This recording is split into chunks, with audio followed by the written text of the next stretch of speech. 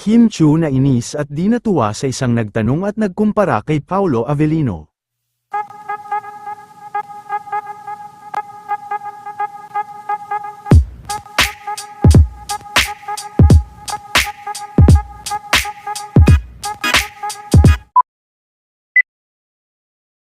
Matapos nga lang ang naganap na media con nila Kim Chiu at mga cast ng The Alibi, ay marami nga ang nakapansin sa naging reaksyon ni Kim at pagka-dismaya, sa isang nagtanong sa kanila ni Paolo na ikinumpara pa nga si Paolo Avellino kay Jericho Rosales.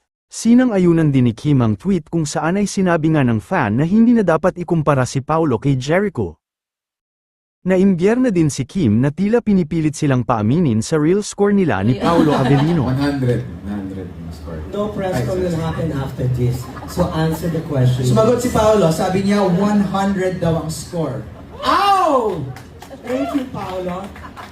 I thought Jericho was the only guy I knew who was brave enough to admit things. You are the second one. I didn't admit anything, I just gave a score. Narinig mo yung Alex? He Nagbigay lang didn't po. admit anything, he just gave a score. 100.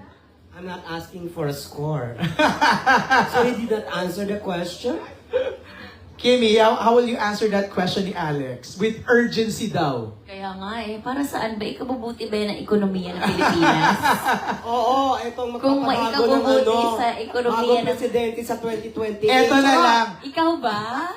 Hindi ako. Oh my God! Eto na lang, ako magtatanong.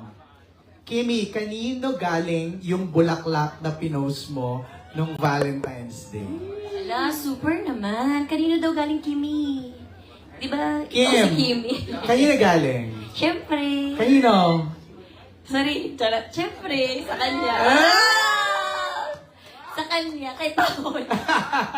Siyempre sa kanya. Kay Pao. How sa'yo galing? Just to confirm? Sa akin. Tapos yung post mo, Kim, sabi mo, ay, babae pala ako. Ganun lamang. Yes, ang dami kasing mga babae naglalakad sa daan nung araw na yun. Oh. Siyempre nadadaanan ko lang, galing ako showtime. Dami naman mga naglalakad na nakahawak ng bulaklak. Itong mga to, super naman talaga sa pagka-long hair. Pag-uwi ko ng bahay, hala, may flowers din pala ako. Girl pala ako.